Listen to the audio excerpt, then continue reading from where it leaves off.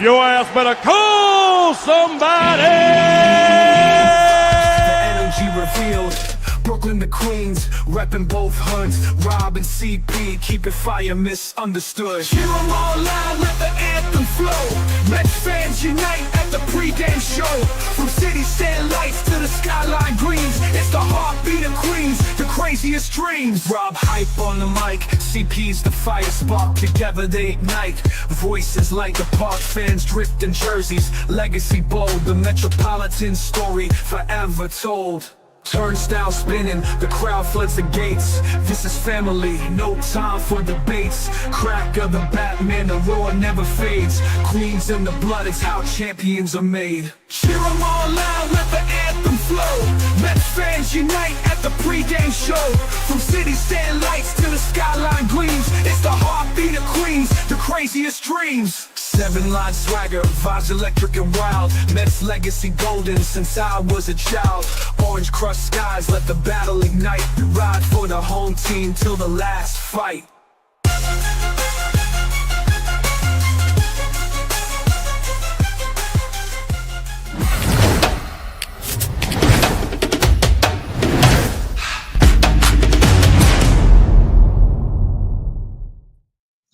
All right, what's up, Mets fans? Welcome to your Mets pregame show here with your solo host, CP.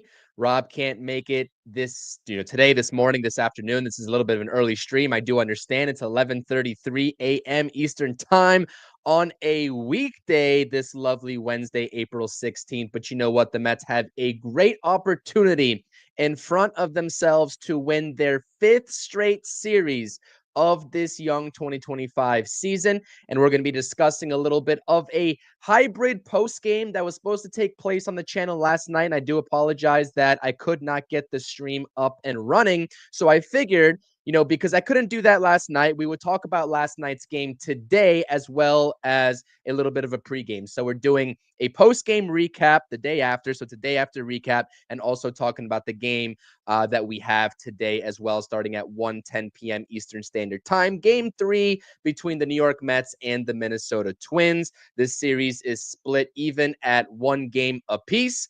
But before we talk about the upcoming game, the lineup, the starting pitching matchups, etc., because there's a lot of moving parts with the New York Mets, with some call-ups, some send-downs, these rehab assignments from Francisco Alvarez and Jeff McNeil ongoing continuously. We'll give a little bit of an update there, but we have to start with the game last night. And if you see the probable starters, that is for today's game. Supposed to be Justin Hagenman going for the New York Mets, but we have a little bit of a switch up, and we'll talk about that here in just a second. But, the Mets do fall yesterday in a sort of sloppy, I guess it wasn't really a sloppy game. It was a really well-played game, actually, by the Minnesota Twins, and they are victorious by a score of 6-3. They hit the ball really hard yesterday off of pretty much every single Met pitcher not named Danny Young. Max Kranick was, not looking like himself. He was due for one of those bad games, which came his way yesterday. And Tyler McGill really wasn't efficient, and it wasn't really an efficient performance. And he wasn't really helped out in that 3rd inning by the Lindor error. And we'll talk about that here in just a second. But, for you all to get a little bit of a feel for what transpired yesterday, whether you watched the game or whether you didn't, here is the box score so we can have a little bit more context surrounding, what actually happened in yesterday's ball game. So, starting off with Tyler McGill, he was rolling in the first couple of innings, posted some zeros. Everything looked like it was great. It was awesome because Pete Alonso got the Mets on the board with an early solo home run in the first inning. It was an absolute shot, by the way, and we'll talk about Pete Alonso here in just a second. But that's Tyler McGill's final line: 5 innings pitched flat, 95 pitches. I believe that's the most pitches thrown by a Mets starter so far in this early season. He gives up 4 runs in total, but only 2 of those runs were earned. He didn't walk anybody, which was the great thing. There was no walks for Tyler McGill, and he only struck out 3 batters. And if you paid attention to the pregame stream between Rob and myself yesterday before the game actually went down, that's kind of what we were talking about. Pitching to a little bit more contact, not necessarily needing your best put away stuff, and letting the defense do the work behind you. or at least so we thought. What really started to go downhill for Tyler McGill was in that third inning where he had 2 outs. I believe a ball that was hit up the middle by Ty France, newly acquired Minnesota Twin from this offseason, if I'm not mistaken. He hits a routine ground ball up the middle. It's already 2 outs. You're going to get out of the jam, a force out at second base. It's going to be easy. And very uncharacteristically, Francisco Lindor boots the baseball and everybody's safe, for runner scores, and he's not able to limit the damage there. So, compounding the error with another base hit the very next batter from Carlos Correa, making it 4-2 in that inning. Actually, it was, I believe, 3-2. However you want to shake it, it doesn't really matter. He wasn't able to get out of the jam after the error happened, but also the error would have got him out of the inning. So a little bit of a dual effect there. Now, the broadcast was making it very well known that Francisco Lindor in this early season has been struggling defensively. I think that is now 3 or 4 errors on the season for Francisco Lindor. And last season, he didn't get up to 3 or 4 errors until May 15th. So a whole month later. It's been a little bit of a struggle for Francisco Lindor defensively. Now, that's a play that Carlos Mendoza says you expect Francisco Lindor to make 10 times out of 10. And yesterday, it just happened to be one of those days where he didn't make it. It is really unfortunate, but that error really doesn't explain Tyler McGill's not continued inefficiency, because he's been really good this season. I want to give Tyler McGill the utmost credit because he's been a really good starter for the Mets so far this season. But in an outing where he just doesn't have it, the air definitely doesn't help him. But then you take a look at some of the counts in which Tyler McGill was working himself into against the Twins lineup that were putting together really good at bats. There was a lot of lengthy counts, right? A lot of lengthy counts, a lot of 3-1s, a lot of 3-2s, in which he was able to get some of the outs because, again, he didn't walk anybody.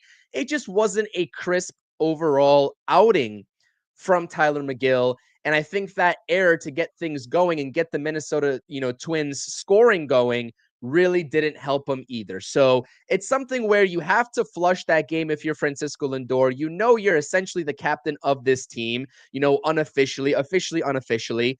You make the error defensively. And that's something you go back to the Marlins series. Again, he made 2 errors behind Kodai Senga. What did Kodai Senga say in the postgame after that game, right? Francisco Lindor has helped him out so often in his career in Major League Baseball where, those errors are clearly forgiven and you have to pick Francisco Lindor up as the pitcher and not make it a compounding effect. Because usually we all know this as Mets fans, Francisco Lindor is pretty good out there. So it's a game where you have to flush if you're Francisco Lindor going into today. Clearly, he's back at shortstop, batting leadoff as everybody would expect. And it was just a game to forget defensively and offensively because he also did go 1-for-5 at the plate. And that's also kind of the story here as well with this game yesterday. The offense is still a little bit sporadic. They put up 5 runs in that opening game in Minnesota in frigid temperatures. The temperature actually wasn't as frigid in yesterday's game. It was actually in the 50s to start the ball game. So a little bit of a blessing there in mid-April in Minneapolis. But again, just very sparse offense, a lot of opportunities that were left on the table for the New York Mets. You get some production from Pete Alonso. Really, the offense has to get behind Pete Alonso at this point, who is batting now over 350 in this early going of the season. Juan Soto also adds to the home run total with a solo home run in that game. But when you just take a look at the offense in general, right? In general, from yesterday's ball game, it just simply was not enough. And we were talking about the lineup configuration there in the middle of the lineup in the pregame stream. Marte takes the 0-4 batting cleanup. Nimmo takes an 0-for batting 5th. And I think that a lot of Mets fans are starting to get a little bit worried about Brandon Nimmo and if this approach that he's taking at the plate is going to change. I know that Rob has kind of touched on this topic a lot of times with Brandon Nimmo. And if you're going to consistently bat Brandon Nimmo in the middle of the lineup, whether it's 4, 5, 6, wherever, he has to start producing for this Mets offense to get in that, I guess, efficient timetable as efficient of an outlook of an offense as you're going to get in 2025, Brandon Nimmo has to get going if you want to get to that point.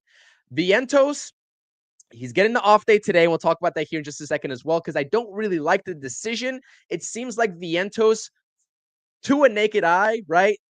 To my naked eye, he's taking better at bats. He takes the 1-for. He had a nice, I think, opposite field hit yesterday as well. So he's kind of locking in at the plate. He's got a little 4-game hit streak to work off of as well. But still, it's not the optimal version of Mark Vientos that we saw pretty much the entire way ever since he got called up in that 2024 season. So still a lot left to be desired with the Mets offense as they accumulate 7 hits and 3 runs in yesterday's ball game. But unfortunately, they do drop the game 6-3, and their record is now 11-6. Tyrone Taylor got replaced as well with a pinch hitter sac fly by Jesse Winker to make it 5-3 at that point in the ball game. Luis Torrens 1-for-4, and Luis Angel Acuna extends his hitting streak as well, 1-for-3. He got a hit off of the closer Johan Duran, who was throwing 102 miles per hour. He also does draw a walk, and Luis Angel Acuna will be in the lineup batting 6th today when we get into that. So really, it was a frustrating game. I really think that almost every single loss in the early goings of this season have been completely winnable, and I would chalk that game up because it was a little bit of a seesaw in those first 4 innings before the Minnesota Twins were able to separate themselves in the 5th and 6th inning. And there was one actual particular play, and I can't forget Harrison Bader. I mean, former Met in 2024. We all watched Harrison Bader. He took off in the early goings of 2024, kind of faded and lost the starting job in center field to Tyrone Taylor as the season progressed. You just had to know. As a Mets fan, we've seen this countless of times with former Mets just absolutely killing the New York Mets when they square off against them in future seasons. Harrison Bader had himself a 3-hit ball game in yesterday's game. He had a stolen base as well. He was a pest to the New York Mets, especially the pitching staff yesterday.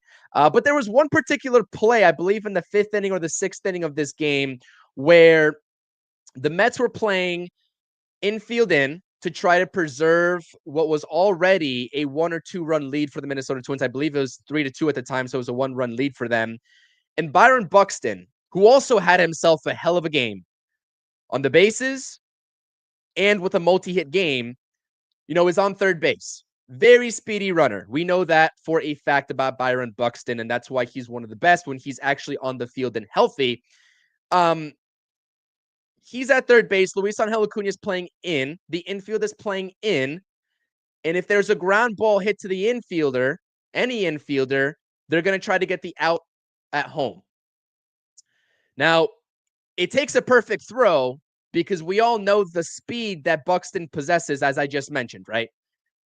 And you kind of got a flashback, and they were talking about it on the broadcast because it was almost it was almost the same situation that happened, where Brett Beatty was at second base and they're trying to get a runner at home plate and cut him off. And the throw just wasn't there. It needed to be a perfect throw. And usually those throws don't need to be perfect, especially with a non-speedy runner at third base, right? That is going on contact. But that's Byron Buxton we're talking about. That throw needed to be perfect by Luis Angel Acuna. Unfortunately, it was just a shade, a couple of inches to Luis Torrens' right. He needs to reach over and apply the tag to the left, and Byron Buxton is safe. And it's just those inches in baseball that make all the difference in the world, and just added on to that Minnesota Twins lead at that point in the game. And they would not look back from there, and they secured the 6-3 victory.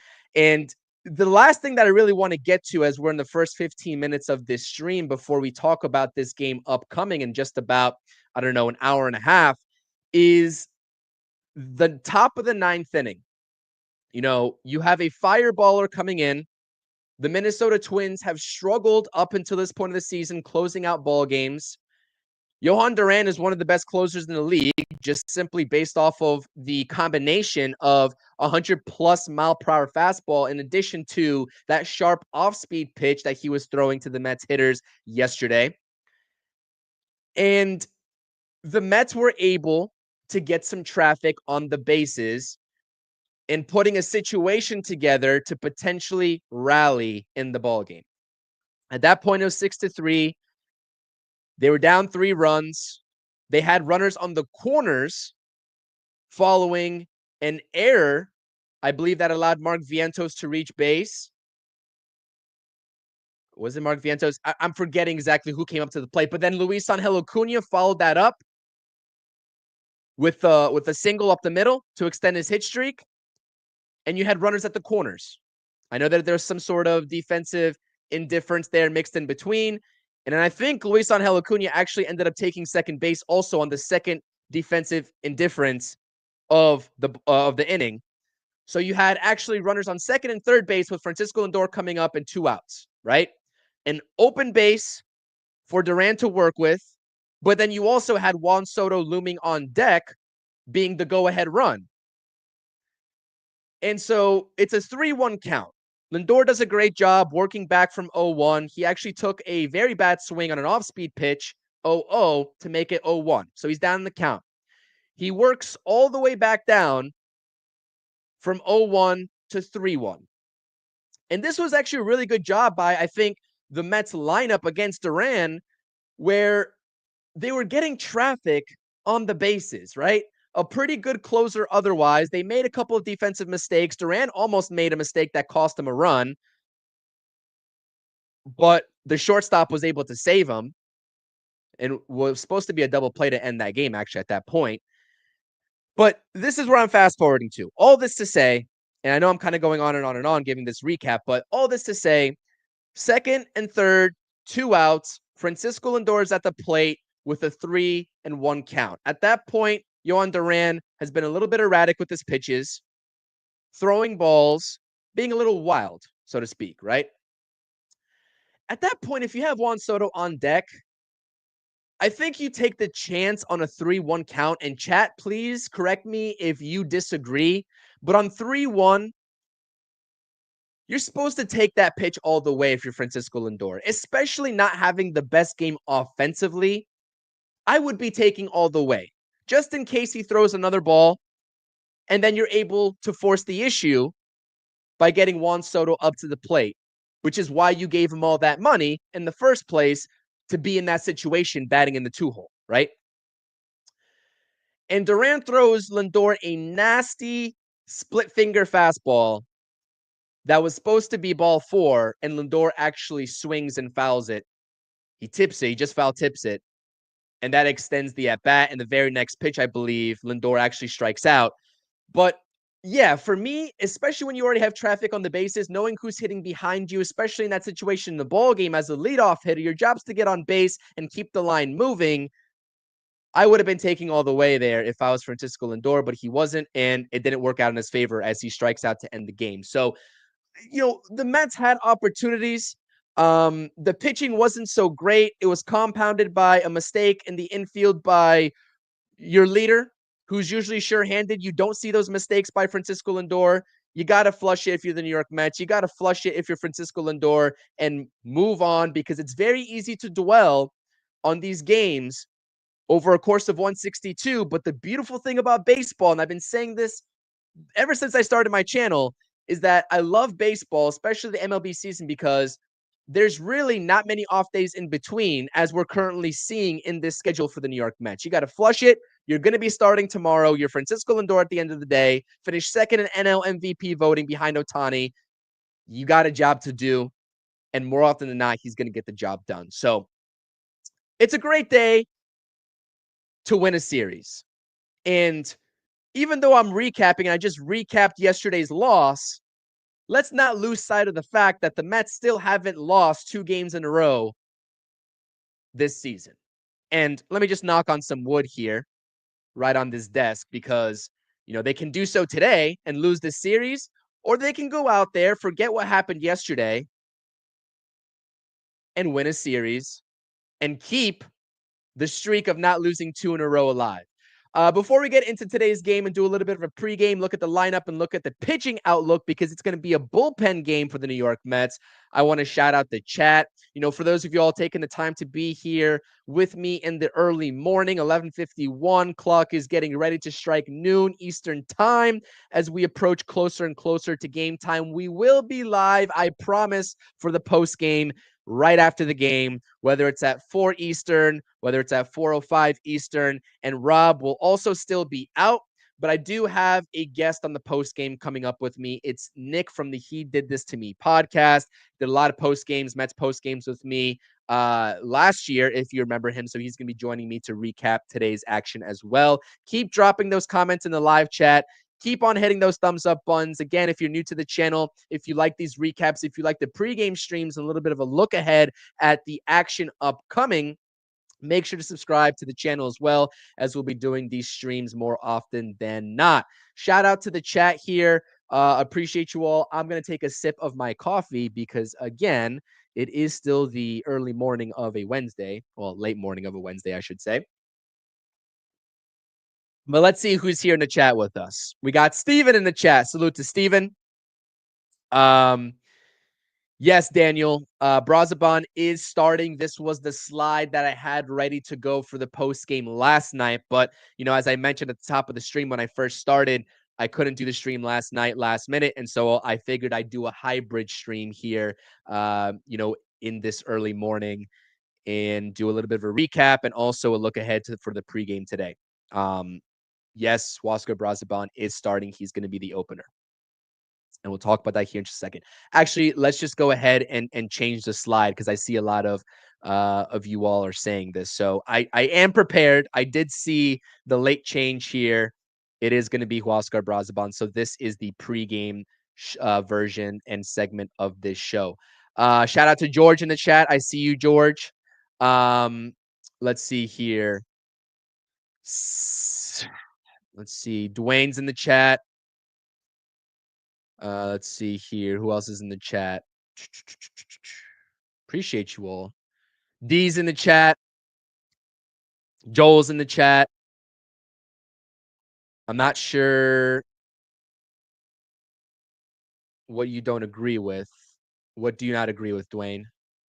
And then Steven says that he agrees with me. So what's the point that you're not agreeing with? Which is okay. This is why we're here to have the discussion. I'm kind of just catching up on the chat here. Just hold on just 1 second.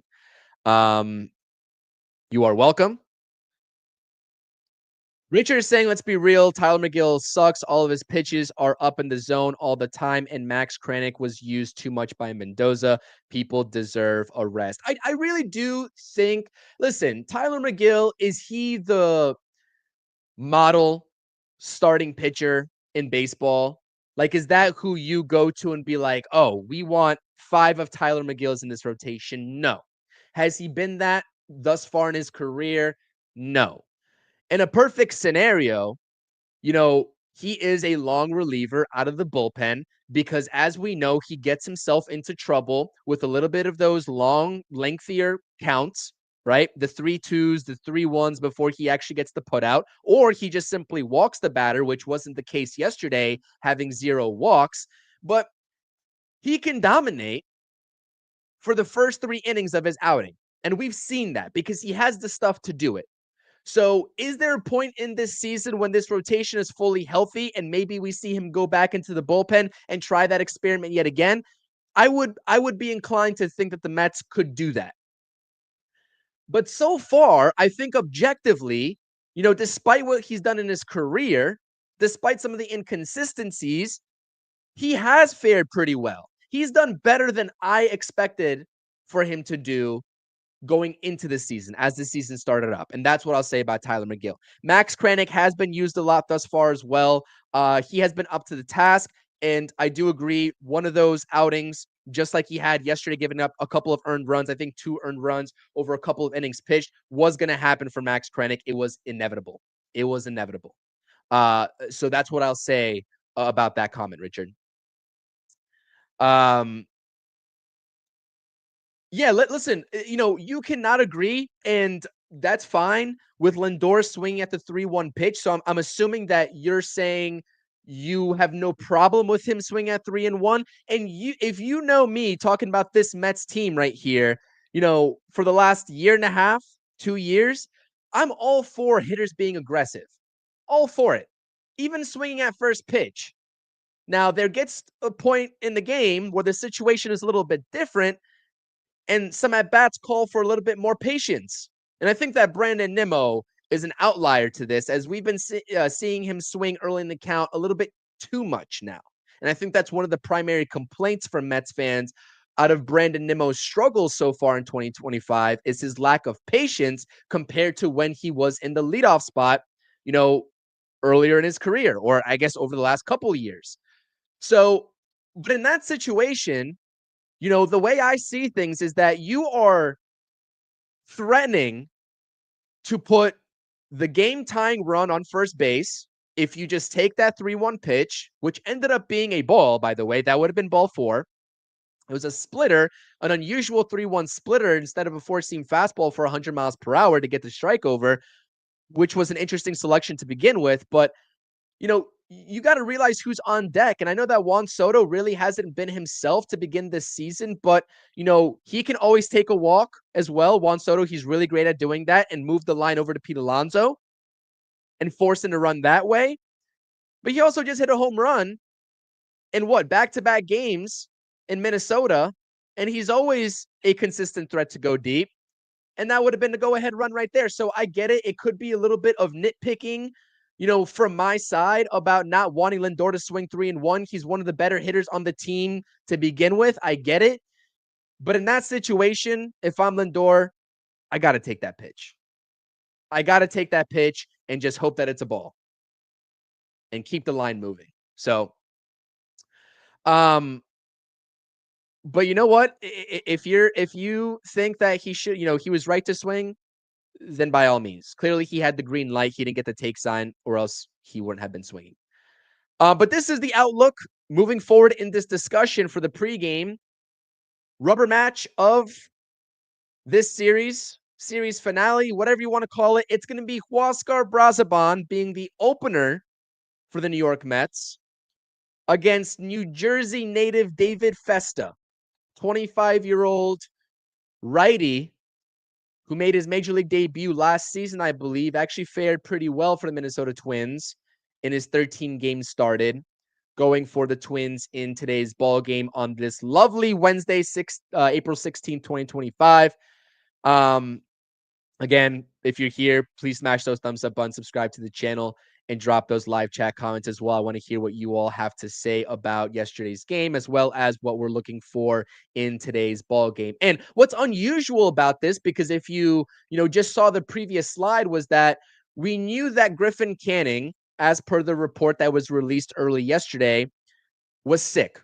He has fallen ill, right? Nothing physically wrong, right? That's going to land him on the IL, we think. That's what we're inclined to believe. But he's sick and he can't pitch. So they were going to bring up essentially a spot starter.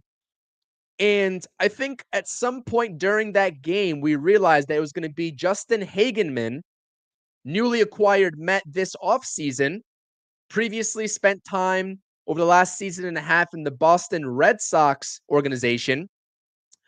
And they signed him actually to a split contract this offseason. So he gets a prorated salary, a major league salary when he spends time in the major leagues, and then he goes back down to a minor league salary when he's in the minor leagues.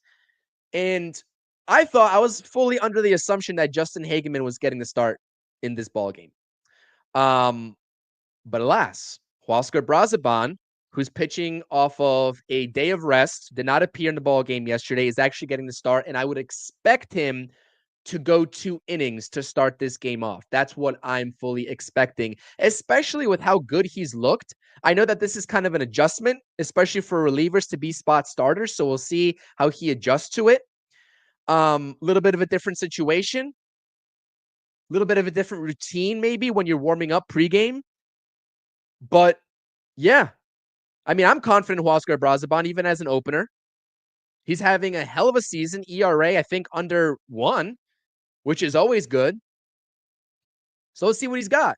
Justin Hageman's going to be in this ball game at some point, and that's why I have my live chat poll. If you're on YouTube, if you're not on YouTube, if you're over watching this on X, come over to YouTube and subscribe. But I'm curious how many relievers the Mets actually go with after Huascar Brazaban completes the opening duties. But what I want to also talk about is the interesting lineup that Carlos Mendoza has put out today as we head closer and closer to game time. The top three is not changing. I mean, there could be a scenario at the end of the season where we haven't seen this top three change at all outside of maybe scheduled off days for Lindor, Soto, and Alonso. Nimmo's played every single game thus far, all 17. So has Juan Soto. So has Pete Alonso. Lindor only missed one game, with the birth of his child. And otherwise, he would started all 17 games as well. So you're going to have at some point scheduled off days for your mainstay guys. It's going to have to happen. But all things consistent, I don't expect this top three, especially with what Carlos Mendoza has stated that he's prioritizing. I don't expect it to change. But now you're starting to see so many different combinations and variations of 4, 5, 6, 7, and even 8 and 9 in the Mets lineup. I think the bottom of the lineup is always subject to change. But what are the Mets going to do on a day in and day out basis in the 4, 5, and 6 spots? And today we have yet another change. Yesterday, I told you all I was not a fan of Starling Marte batting in the cleanup spot.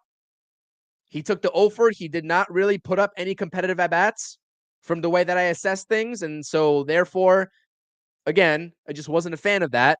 Now, his platoon counterpart, Jesse Winker, who came into the game and got a couple of at-bats, one of which was resulted in a sac fly. He just missed that pitch also that would have tied the ball game up, which is unfortunate. He just missed it. He's batting in the cleanup spot today. Jesse Winker really hasn't had a great season thus far in this platoon role with Starling Marte. I think I'm also still waiting for one of those guys to truly take the reins, of that DH spot. And it hasn't happened just yet. But Jesse Winker gets the DHing duties and he's batting cleanup. So clearly, Carlos Mendoza is not willing to commit to Brandon Nimmo in that cleanup spot. And how can you if you're Carlos Mendoza? You know what I mean? How can you commit to Brandon Nimmo with the way that he's looked? He looks very jumpy at the plate. He starts a little bit open in his stance, but it's not about how you start with a swing, it's how you finish. And Keith Hernandez, during the game yesterday in the broadcast was saying that he looks a little bit closed off. He's closing himself off when he's swinging the baseball bat, which is hindering him. So Brandon Nimmo has to figure out something. I'm not sure if it's whether it's his mechanics, his timing, everything looks off with Brandon Nimmo. So we'll see if he's able to turn it around. But really, I'm shocked that Mark Vientos is not playing today. I mean, I understand that Mark Vientos also really in the early goings of this season hasn't really looked his sharpest, but he's starting to put more competitive at-bats together. He's starting to become a little bit more disciplined with that down and out breaking ball. And he's got a 4-game hit streak. So I know I usually don't say this, but this to me right here in the rubber match of a series, to me, this is the C lineup. This is not even a B lineup. This is a C lineup. Going with Brett Beatty, Hayden Sanger, and Jesse Winker as your cleanup guy. And so we'll see how it pays off because there's an argument to be had. Well, the regular guys that you entrust in those positions aren't getting it done. I think outside of Luis Torrens, who is probably the Mets' second best hitter, right, at this point behind Pete Alonso in the early goings of 2025. Not much else has worked with these combinations. And so therefore, early on in the season, this could be the time where Carlos Mendoza is like, okay, I'm going to try a lot of different combinations, especially before guys like Francisco Alvarez come back and also Jeff McNeil, who are continuing their rehab assignments. And if you didn't keep up yesterday with the rehab assignment games of Jeff McNeil, I think he got a base hit. in that ball game, and Francisco Alvarez, who actually hit a home run and then was hit by a pitch in the same hand in which he fractured his hamate bone. Now, I don't really have any updates. If someone can find an update for me on Francisco Alvarez, I'm not even sure if he continued in the baseball game. I think he did. I think he was out there the next half inning catching still, even after he got hit, in the hand by a pitch, but that's not ideal. That hamate injury is so niche, so annoying as it is, especially for a catcher. And to be hit in the same hand, it's dangerous. It's a dangerous game to play. And it's a game of chance, but I would think that he's actually wearing some sort of like hand covering or should be wearing some sort of hand covering, and I don't think he was. So it's good to see that the power hopefully translates over with that home run that he hit, because as we all know, the power has been dwindling ever since that 2023 season for Francisco Alvarez, but also not great news in which he got hit in the same hand in the later stage of the ball game. But I think he's okay. I think there would have been a lot more of an uproar if something actually had happened. He exited the ball game. So I think he is okay. Ken is saying, can we put a steel glove on his hand? Listen, at this rate, you might have to. Was he taken out, Daniel? Because I thought I saw somewhere that Alvarez actually continued that game. But nonetheless, that's a little bit of an update from Francisco Alvarez and Jeff McNeil as they are set to be coming back at some point soon. I think there was some speculation as to whether it was going to be, tomorrow ahead of the Cardinals series at home, or maybe being a little bit more patient with them and continuing that rehab assignment. But they are on the fast track of coming back. So now you have decisions to make before you have to send some people down. I think Hayden Sanger is going down no matter what.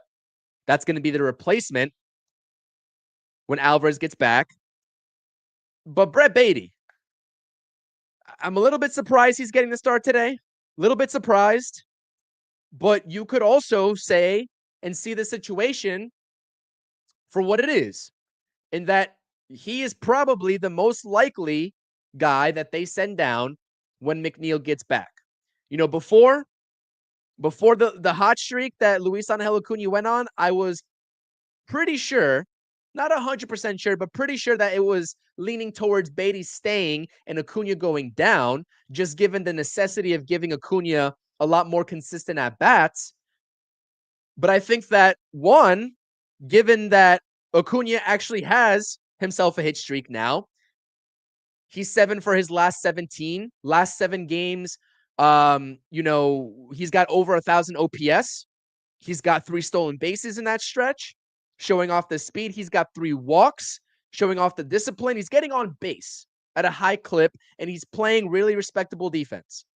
Outside of an in-between hop for an infield hit yesterday, and that throw that he basically missed by inches, to get Buxton out at home, he's played a solid second base. And especially now having the conversation of Jose Siri, who's going to be hitting the IL, presumably after today's ball game. Can Luis Angel Acuna be a staple in center field on a platoon basis with Tyrone Taylor? And is that a way to get him consistent at bats once Jeff McNeil comes back and takes over second base? So a lot of working dynamics here with the roster, the 26-man roster as it is, given a whole bunch of, different characteristics and how things are playing out. So a lot of moving parts. It's kind of hard to keep up with. But what's also kind of hard to keep up with, and I actually made a mistake on my X account earlier, in which, Justin Hagenman getting called up today, he's going to make his major league debut. He's going to pitch at some point after Huascar Brazaban. He was already told that, right? Or else they wouldn't have called him up. The corresponding move for Hagenman coming up was to option Max Kranick down to AAA. Now, in a regular scenario, if you do that, Max Kranick has to wait 10 days before he's eligible to get recalled to the Major League roster. But since the Mets are delaying putting Jose Siri on the IL, if you bring Kranick back up to replace an injured player, he doesn't have to wait that 10 days, the full 10 days. He can come up whenever. So you're going to see the transaction most likely, I would assume, barring anything unforeseen, Max Kranick going down to AAA, quote unquote. He's still going to be with the team. He's going down to AAA in quotes today for Hagenman. And then once Siri goes on the IL, Max Kranick will be recalled ahead of tomorrow's series starting up at home against the St. Louis Cardinals. So again, with this roster, especially in the early goings, right, trying to figure this all out, those are all the moving parts. But yeah, I'm just surprised at no Vientos today. I'm surprised that Brett Beatty is being prioritized. I know David Festa is a righty. I get that we like the righty-lefty combinations, but it just seems like Brett Beatty is on his last legs on this roster before he gets, sent down to AAA. That's what it feels like is brewing to me. So you all can let me know if you agree with that. But I mean, I say this is a C lineup. Hopefully they put up a lineup production in terms of runs because the Mets are going to need it today, especially with the bullpen game. Now, I'm curious. Buto's definitely going to get into this game. Brazaban's clearly opening. Hagenman is going to be somewhere mixed in there in between. And I wanted to take a second for those of you all who don't know who Justin Hagenman is. He is 28 years old. Today, again, will be his major league debut, assuming he gets into the game. And he's actually put up a decent career thus far in his minor league career. I think he's got a career 3.95 ERA over 300 plus innings pitched, somewhere around there. But to start off his season in 2025 in the Mets organization, it's been anything but good, right? I think he's appeared in 3 games. He's got like a 7 ERA. It's not pretty. It hasn't been pretty. And this is the pitch distribution in one of his outings for the Syracuse Mets in 2025. It says April 4th, right? So he's got 4 pitches. He uses a sinking fastball, which ranges between 91 to 92 miles per hour consistently. So he's not really a hard thrower. He's got a changeup that follows it, a cutter, and a slider. And that's a spray chart, I guess, a pitching chart of the location of his pitches. So you can see the sinker he prioritizes up in the zone, and he really tries to get hitters to chase with that slider down underneath the zone because it's not even in the zone when he throws that slider. But I think the changeup is a little bit more of a sound pitch for him, especially given that location that you see right here in this graphic. So this is a really good opportunity for him to prove that he can be a bridge guy for the rest of 2025, between Syracuse and Queens when the Mets need him. This has got to be a feel-good moment knowing that you're about to make your MLB debut, and his family actually is traveling with him, I believe he stated, to Minnesota. So they're going to be in attendance. So good for him. Hopefully he, shows what he's got. Because it's all about depth, especially in the bullpen. And the Mets, if Griffin Canning is still not feeling well, I forgot who this was reported by, but one of the Mets beat reporters stated that the Mets are going to need another opener on Friday at home against the Cardinals if Griffin Canning can't be re-added into this rotation if he's still feeling ill. So I don't think it's going to be Hagenman because I think they're going to use him today as much as they can and burn him today. But one of those options that they're actually considering is Brandon Sproat. And so I know that's going to get a lot of Mets fans excited, and we'll see what actually happens if Griffin Canning is able to give it a go or not with this illness that he's battling or not. But we're potentially looking at another game for a fill-in on Friday, given the starting rotation and the situation surrounding Griffin Canning.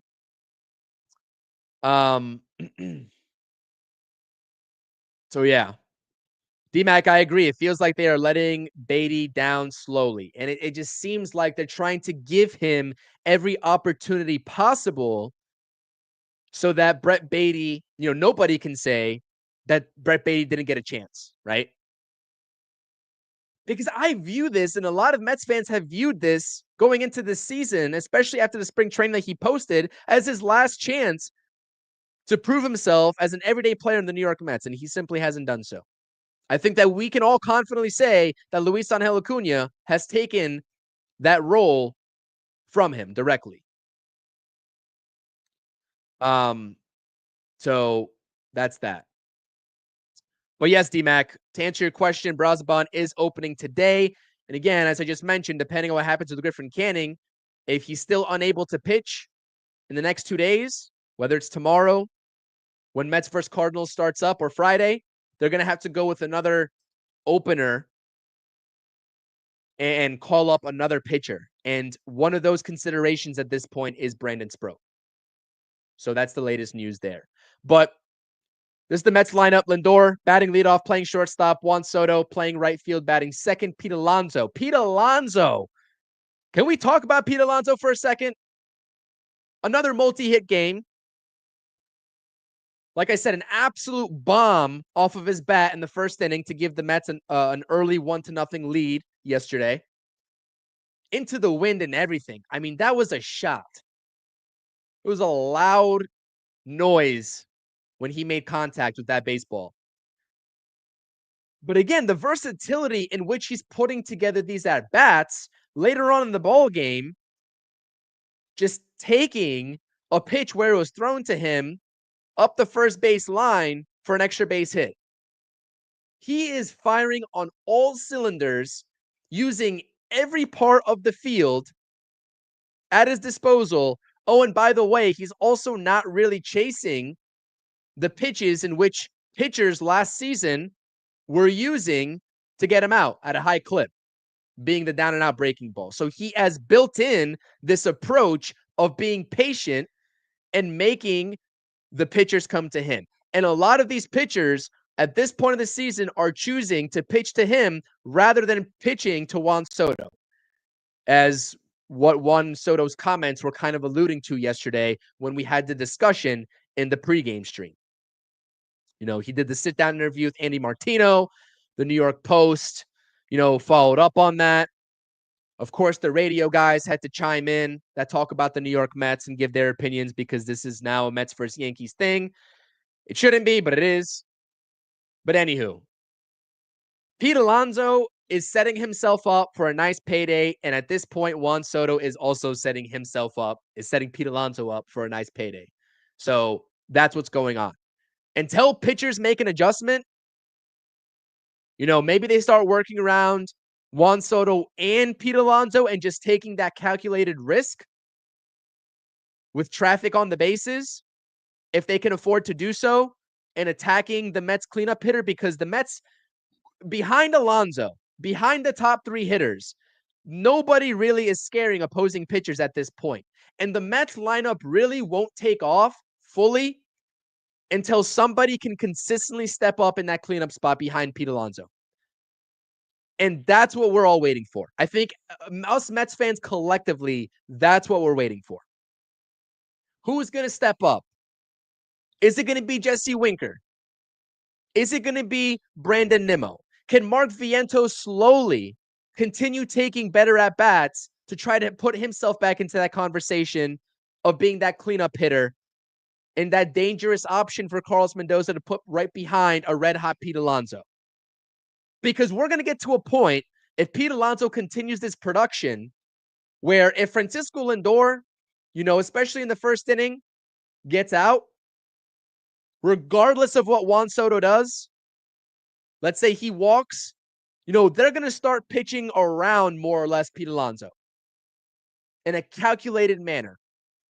And maybe they take the conscious risk of having first and second with one out and just picking their battle with whoever the cleanup hitter is versus giving anything to hit to Pete Alonso.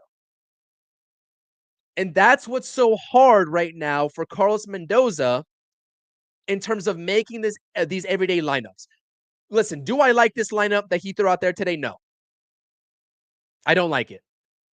But you can't really blame him for anything that happens outside of the top three, because nobody's producing outside of Luis Angel Acuna at this point. And Torrens, needs a day off. He got beat up behind the plate yesterday with a lot of foul tips. I mean, he was taking a beating back there, and he has been taking a beating pretty much since spring training. And that's what forced him to sit out a couple of days with that forearm contusion. It's a very demanding job, and so therefore he deserves really a day off. And that's why Hayden Sanger's in there. But outside of Acuna and Terens, right? Those two guys that are not usually in the top 5 in the lineup, nobody really else has been consistently producing, and that needs to change. It is. And Ray, this is awesome. Like, this is an awesome comment, right? This is an unusual lineup, but I understand it. That's exactly, you took the words right from my mouth. I was searching for this very statement. It's an unusual lineup, but I understand it. 100%. I mean, really, what other options does Carlos Mendoza have? Would I have preferred seeing Mark Vientos in there? Yes, I would have. You know, he's got a 4-game hit streak. Maybe he can continue to build off of it. He's not really having these multi-hit games that we saw last season, and he's still trying to adjust to this new pitch style that opposing pitchers are attacking him with. But he's slowly starting to figure it out. And Mark Vientos has looked at least better than Brandon Nimmo up at the plate as of recent. So that's a win. So, I would have rather, if they were going to give a day off to anybody, I would have rathered Winker just play left field, give Brandon Nimmo the day off, and DH Mark Vientos. If they really wanted Beatty in this lineup that badly, I would have went that route. Instead of having Mark Vientos sit. But I don't make the lineups. Mendoza led the Mets to the NLCS last season after, in the face of adversity, after a pretty abysmal start, and that's why he gets paid the big bucks. So,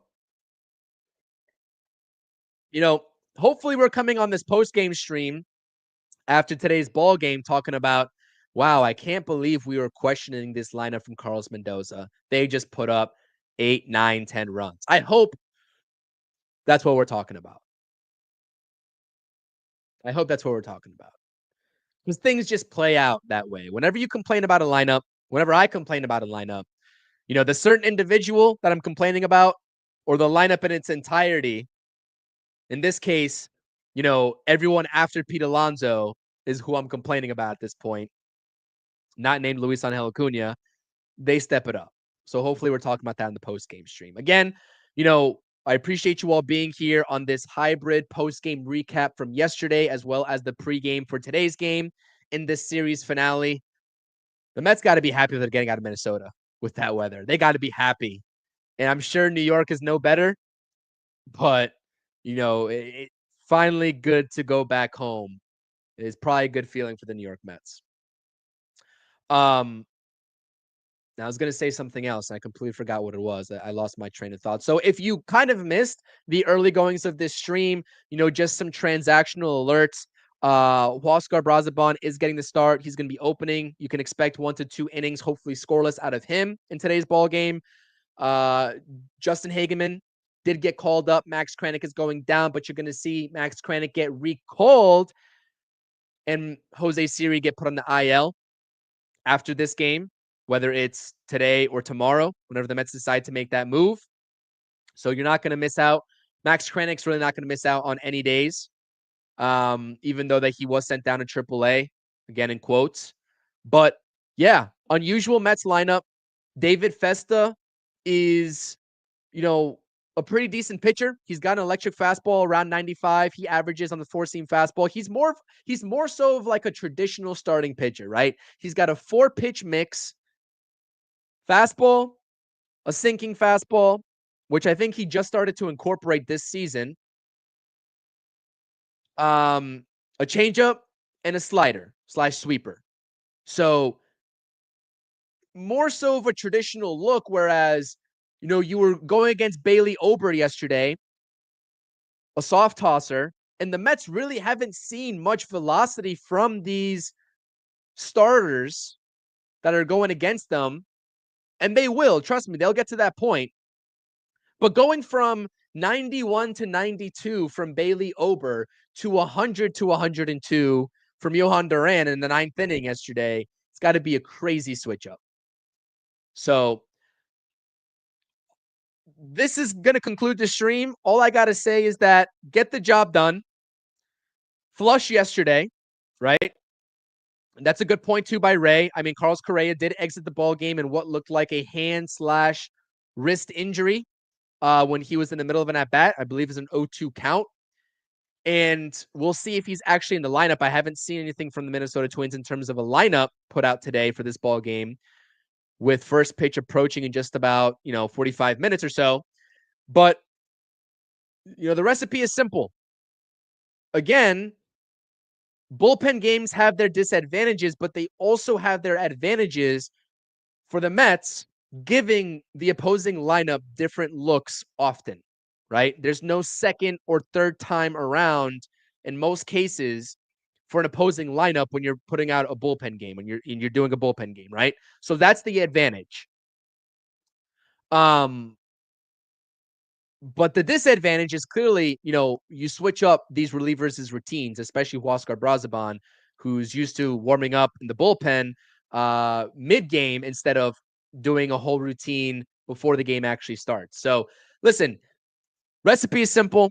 Pitch to contact, put up runs, put up competitive at-bats. I think that at this point, with the way the offense has been rolling, we just want to see competitive at-bats. That's the first step, especially with some of these guys that have been struggling. I'm looking at Brandon Nimmo and Brett Beatty and Tyrone Taylor in particular right now, right? Competitive at-bats. Even if they result in outs, there are ways to categorize at-bats as competitive, even if you make an out. Trust me, there is. And we'll assess it as such on the post game. So Mets are looking for their 5th straight series win of this season. They're looking to improve to 12-6 on the season, and they're looking to extend their streak of not losing 2 games in a row. I think maybe they're the only team in Major League Baseball so far that hasn't lost 2 in a row, if I'm not mistaken. Someone fact check me on that. We're coming back to you all with the post-game stream right after the game. Myself and Nick will be talking about this game. 1:10 p.m. Eastern Standard Time start. It's a matinee before the Mets go back home against the St. Louis Cardinals tomorrow and start a fresh series, which will be a 4-game set. Again, smash those thumbs up buttons. I definitely appreciate the support on this stream. Subscribe to the channel. Check out all the previous content, the videos, the streams, etc. If there's something that you missed and you have a thought that comes up when you rewatch these videos, let me know in the comment section. Let's have a discussion. And hopefully we are on the post game talking about a New York Mets victory. I appreciate it. Let's go Mets. See you all in a few hours on the post game. Peace.